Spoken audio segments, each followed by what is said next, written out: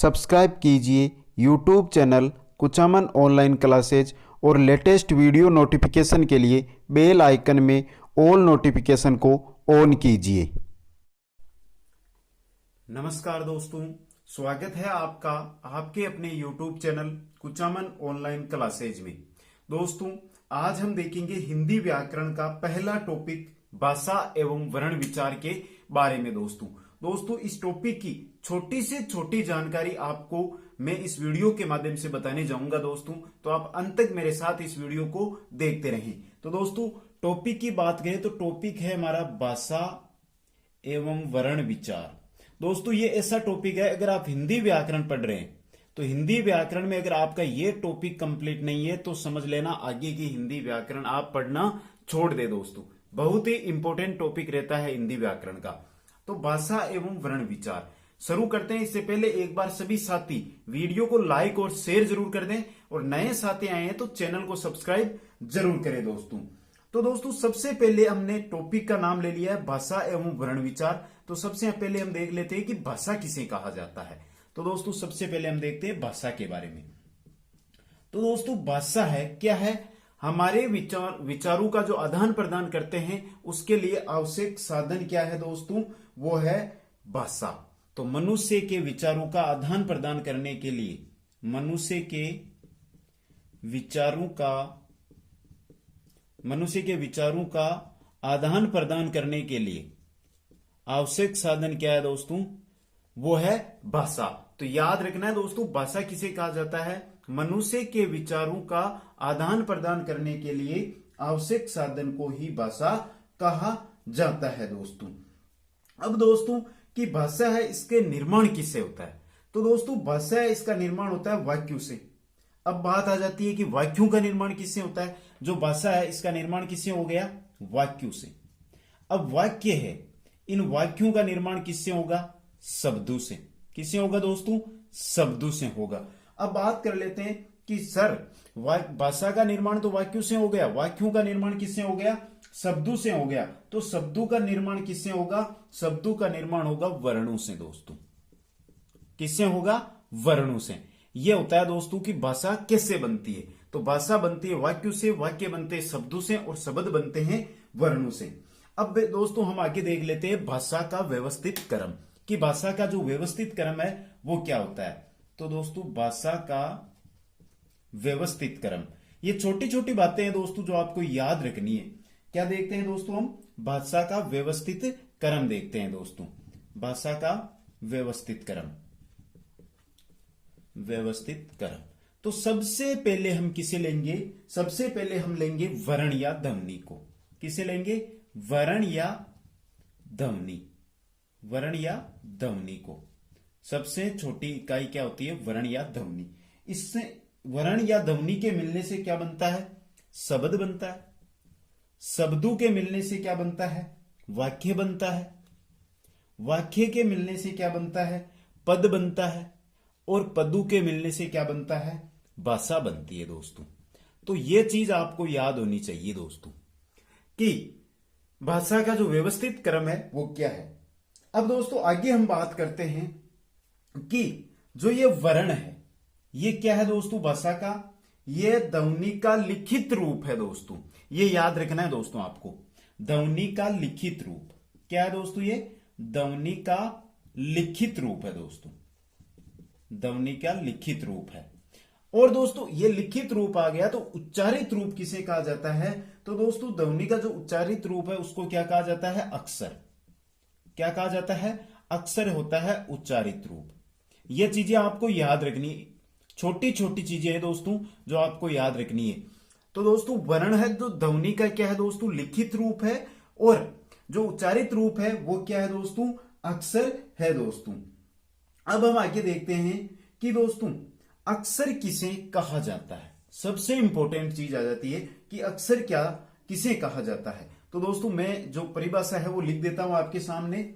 जिस वर्ण के कभी खंड नहीं होते उसे क्या कहा जाता है? अक्षर कहा जाता है। जिस वर्ण के कभी खंड नहीं होते हैं उसे क्या कहते हैं दोस्तों?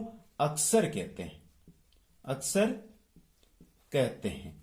तो ये याद रखनी है कि अक्षर किसे कहा जाता है? जिस वर्ण के कभी खंड नहीं होते हैं उसे अक्षर कहा जाता है। अब दोस्तों बात कर लेते हैं कि भाषा की सबसे छोटी इकाई किसे कहते हैं? भाषा की सबसे छोटी इकाई, भाषा की सबसे छोटी इकाई, सबसे छोटी इकाई। तो दोस्तों भाषा की जो सबसे छोटी इकाई होती है वो क्या होती है दोस्तों? ध्वनि होती है। किस रूप में? उच्चारित रूप में। ये याद रखनी है आपको, उच्चारित रूप में। अब आगे हम बात करते हैं कि लिखित रूप में भाषा की सबसे छोटी तो वर्ण होती है दोस्तों। ये क्या होती है? लिखित रूप में सबसे छोटी इकाई होती है। तो दोस्तों एक बार फिर से देख लो इसको कि भाषा और वर्ण विचार जो हम टॉपिक शुरू किया है उसके अंदर सबसे पहले हम देखेंगे भाषा के बारे में। तो भाषा किसे कहा जाता है? मनुष्य के विचारों को आदान प्रदान करने के माध्यम को क्या कहा जाता है? भाषा कहा जाता है। भाषा बनती कैसे? भाषा का निर्माण कैसे होता है? तो दोस्तों भाषा है इसका निर्माण वाक्यों से होता है, वाक्यों का निर्माण शब्दों से होता है और शब्दों का निर्माण किससे होता है? वर्णों से होता है दोस्तों। आगे हम बात करते हैं कि जो भाषा है हमारी उसका व्यवस्थित क्रम क्या है। तो भाषा का जो व्यवस्थित क्रम है वो है कि सबसे पहले वर्ण या ध्वनि, अगर हम वर्ण ले लेते हैं यहां पे, तो वर्णों के मिलने से शब्द का निर्माण होगा, शब्द के मिलने से वाक्य का निर्माण होगा, वाक्य के मिलने से पद का निर्माण होगा और पदों के मिलने से भाषा का निर्माण होता है दोस्तों। अब एक छोटी सी जानकारी है कि ध्वनि का जो लिखित रूप है उसे वर्ण कहा जाता है और ध्वनि का जो उच्चारित रूप है उसे क्या कहा जाता है? अक्षर कहा जाता है। अब दोस्तों यहां पर ध्वनि यूज करो या भाषा यूज करो एक ही बात है। आगे हम देख लेते हैं कि यहां पे हमारे शब्द आ गया था अक्षर या वर्ण, कोई भी चीज ले लो दोस्तों। तो जिस वर्ण जिस अक्षर के कभी खंड नहीं होते उसे अक्षर या वर्ण कहा जाता है। क्या कहा जाता है? अक्षर या वर्ण कहा जाता है। आगे हम देखते हैं कि भाषा की सबसे छोटी इकाई, तो सबसे छोटी इकाई ध्वनि या वर्ण होती है। और दोस्तों ये चीजें आपको याद रखनी है क्यों हम हिंदी पढ़ रहे हैं और हिंदी में एक एक छोटी छोटी बात है वो आपको याद होनी चाहिए क्योंकि एक एक नंबर हिंदी में जरूरी होता है। तो भाषा की जो सबसे छोटी इकाई है वो उच्चारित रूप में अगर हम बात करें बोलने के रूप में तो ध्वनि होती है और लिखने के रूप में क्या होती है? वर्ण होती है दोस्तों। आगे हम देखते हैं दोस्तों कि इनके बाद में आगे हम देखेंगे स्वर और व्यंजन, भाषा के प्रकार कितने होते हैं तो उनके बारे में हम आगे देखेंगे दोस्तों। तो दोस्तों हिंदी वर्णमाला में मूल वर्ण कितने होते हैं? एक छोटा सा जानकारी है वो दे देता हूं। मूल वर्ण, हिंदी वर्णमाला में मूल वर्ण कितने होते हैं? यह बहुत अच्छा टॉपिक भी है, अच्छी बात भी है दोस्तों। तो मूल वर्णों की अगर बात की जाए तो दोस्तों आपको पता है स्वर कितने होते हैं? स्वर कितने होते हैं? 11। और व्यंजन कितने होते हैं? व्यंजन कितने होते हैं? 33। तो कुल कितने हो गए दोस्तों? 44। ये याद रखने मूल वर्ण। अगर हिंदी वर्णमाला में अगर हम बात करें कि मूल वर्ण कितने होते हैं तो 44 होते हैं। अब मूल वर्ण आगे, अब बहुत सारे साथी है जो पूछेंगे सर वर्णमाला किसे कहा जाता है? वर्ण तो पढ़ लिया लेकिन वर्णमाला किसे कहा जाता है जो स्वरों और व्यंजनों से मिलकर बनती है? तो दोस्तों अगर मैं वर्णमाला की आपके सामने परिभाषा लेकर आऊं तो परिभाषा ये होगी, पूर्व निश्चित, यानी पूर्व में निश्चित किए गए हैं जिनका निश्चित क्रम है, निश्चित क्रम में जो व्यवस्थित है और लिखित संपूर्ण ध्वनि चिन्हों का समूह क्या कहलाता है? वर्णमाला कहलाता है। पूर्व निश्चित, निश्चित क्रम में व्यवस्थित, निश्चित क्रम में व्यवस्थित लिखित संपूर्ण ध्वनि चिन्हों का समूह है वर्णमाला कहलाता है दोस्तों। अब आगे बात करते हैं कि वर्णमाला, वर्णमाला के भाग कितने होते हैं? तो दोस्तों वर्णमाला के 2 भाग होते हैं। पहला भाग हो गया हमारा स्वर और दूसरा भाग हमारा क्या हो गया? व्यंजन। ये याद रखनी है दोस्तों। हिंदी वर्णमाला है, इसके 2 भाग होते हैं या 2 भागों में इसको बांटा गया है। पहला भाग होता है स्वर और दूसरा भाग क्या होता है? व्यंजन होता है दोस्तों। अब दोस्तों एक बात और करते हैं, एक तीसरा भाग भी होता है अयोगवा। अब इसके अंदर क्या क्या आते हैं? तो दोस्तों इसके अंदर आते हैं अनुस्वार, अनुस्वार और विसर्ग। सॉरी दोस्तों, अनुस्वार है यहां पे, अनुस्वार और विसर्ग, ये दो चीजें हैं जो किसमें आती है, तीसरे भाग में। ये क्या है, तीसरा भाग, जिसके अंदर क्या कहते हैं, अनुस्वार और विसर्ग शामिल किए जाते हैं। कारण क्या है कि यहां पर ना तो ये दोनों चीजें, ये ना तो स्वर है, ना तो क्या है ये स्वर है, और ना ही क्या है ये व्यंजन है, इसलिए इनको अयोगवा के अंदर यानी तीसरे रूप के अंदर शामिल किया जाता है। तो दोस्तों जो भाषा या वर्ण विचार की नॉर्मल जानकारी थी वो आपको मिल गई है। अब आगे हम देखते हैं स्वर के बारे में। स्वर का टॉपिक है वो शुरू करते हैं दोस्तों। आपने पढ़ लिया है स्वर 11 होते हैं, तो इन 11 के बारे में हम विस्तृत चर्चा यहां पर करेंगे दोस्तों। दोस्तों ये पहला भाग है हमारा भाषा एवं वर्ण विचार का। अगर आपको पसंद आ रहा है, अच्छा लग रहा है, तो शेयर करते जाइए, अधिक से अधिक अपने मित्रों के पास शेयर करते जाइए। तो अब हम देखते हैं स्वर के बारे में। बहुत ही अच्छा टॉपिक है, पूरी हिंदी जो व्याकरण है इसी टॉपिक स्वर और व्यंजन पर आधारित होती है।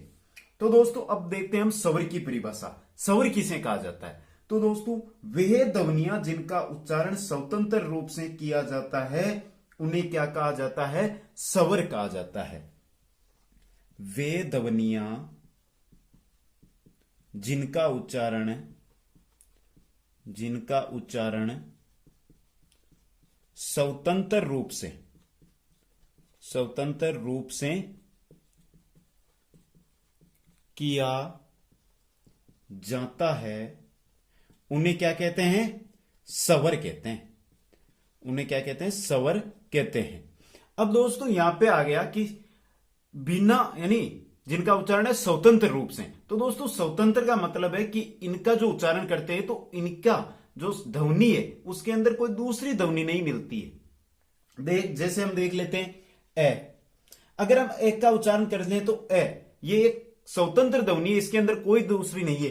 अगर हम यहां पर बात करें क की, ये क्या एक व्यंजन है, क के अंदर क्या आ गया, ये आ गया और ए आ गया, दिखाई दे रहा है आपको। तो यहां पर क्या होगा दोस्तों, ये एक स्वतंत्र उच्चारण नहीं हो रहा है, जबकि एक ही अगर हम उच्चारण करें या ध्वनि का उच्चारण करें तो ये क्या हो रहा है, एक स्वतंत्र उच्चारण हो रहा है दोस्तों। आगे हम देखते हैं।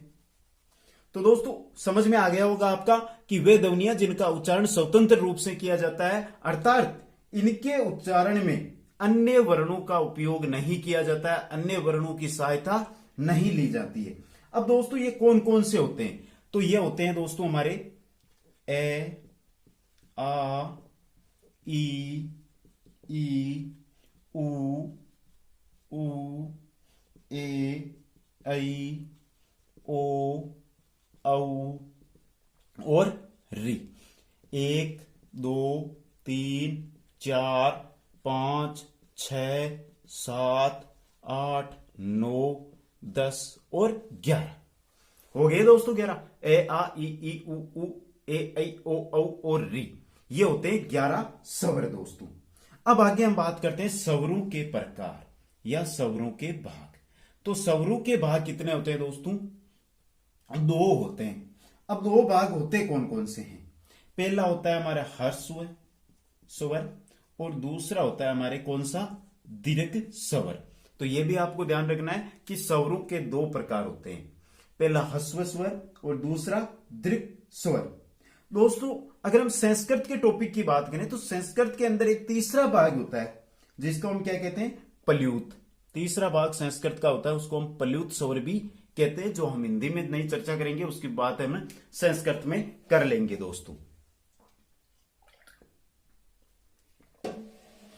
अब देखते हैं दोस्तों ह्रस्व स्वर। ह्रस्व स्वर कौन कौन से होते हैं, तो दोस्तों ह्रस्व स्वर की हम बात करें तो दोस्तों जिन स्वरों के उच्चारण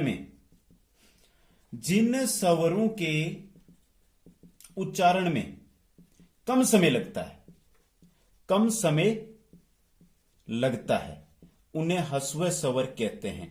अब यहां पर हम देखें कि दोस्तों कम समय किसमें लगेगा, ए में लगेगा, ई में लगेगा। अब दोस्तों एक तो ए बोलिए, एक आ का उच्चारण कीजिए, एक का कीजिए और आ का कीजिए, अपने आप आपको पता लग जाएगा कि किसके अंदर कम समय लगता है दोस्तों।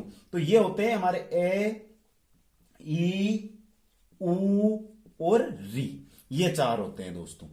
याद रखना है कितने होते हैं ह्रस्व स्वर, 4 होते हैं दोस्तों। इनके अंदर क्या होता है दोस्तों, कम समय लगता है। और दोस्तों इनको ही क्या कहा जाता है, लघु स्वर या मूल स्वर, ये भी याद रखना है दोस्तों। लघु स्वर या मूल स्वर या एक मात्रिक स्वर भी कहा जाता है। इनके अंदर एक ही मात्रा यूज होती है। आगे हम देखते हैं दोस्तों, दूसरा है जो हमारा दीर्घ स्वर।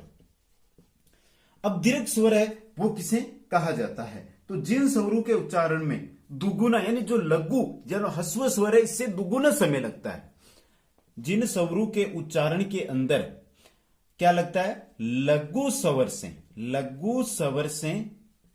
दुगुना समय लगता है, दुगुना समय लगता है, उन्हें क्या कहा जाता है, उन्हें दीर्घ स्वर कहा जाता है दोस्तों।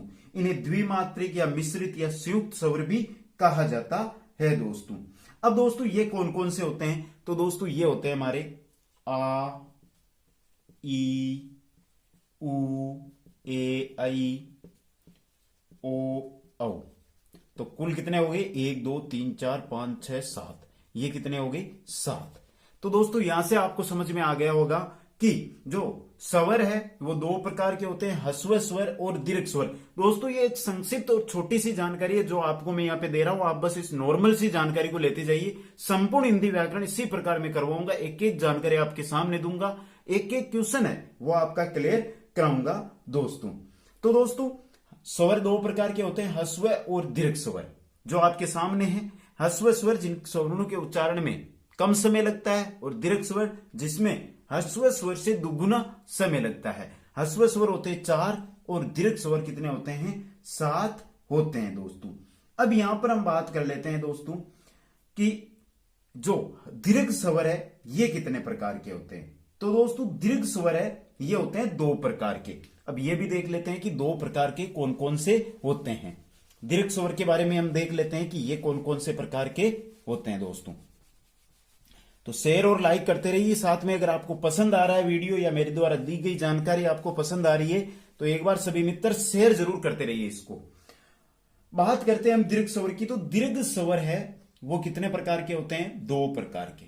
कौन कौन से होते हैं, पहला होता है दीर्घ स्वर और दूसरा होता है वो होता है संयुक्त स्वर। कौन सा होता है, संयुक्त स्वर। दीर्घ स्वर के अंदर आता है आ, ई और उ, और संयुक्त स्वर में आता है ए, आई, ओ, औ, ये होता है। अब दोस्तों यहां पे दीर्घ स्वर इसके अंदर किससे मिश्रण हुआ है, ए प्लस ए का मिश्रण हुआ है, इसके अंदर ई प्लस ई का मिश्रण हुआ है, ई प्लस ई का मिश्रण हुआ है, और इसके अंदर उ प्लस उ का मिश्रण हुआ है। अब बात करें एक की, तो दोस्तों एक क्या हुआ है, ए प्लस ई के मिलन से क्या बना है, ए प्लस क्या हुआ है दोस्तों, आ प्लस ए, इसके मिलन से क्या बना है, आई, ओ है। तो ओ किससे मिला है, आ प्लस सॉरी ए प्लस उ, और ओ औ का निर्माण हुआ जो हुआ है आ प्लस ओ। तो दोस्तों यह है कि जो दीर्घ स्वर है ये कितने प्रकार के होते हैं, 2 प्रकार के होते हैं, दीर्घ स्वर और संयुक्त स्वर। दीर्घ स्वर की अगर बात की जाए तो उसमें आते हैं आ, ई, उ, और संयुक्त स्वर में आते हैं ए, आई, ओ, औ। तो दोस्तों ये हो गए हमारे स्वर कितने प्रकार के होते हैं और इन्हें किन किन प्रकार से विभाजन किया जाता है। आगे की जो वीडियो रहेगा हमारा नेक्स्ट भाग, इससे भाग 2, उसके अंदर हम देखेंगे स्वरों की स्थिति किसके अनुसार, विभाजन के अनुसार, जीवा की स्थिति के अनुसार। तो दोस्तों ये वीडियो पसंद आता है तो इसको लाइक और शेयर दबाकर कर देना, और नेक्स्ट वीडियो आपको जल्दी मिल जाएगा। आप सभी को यह वीडियो देखने के लिए बहुत बहुत धन्यवाद। जय हिंद, जय भारत।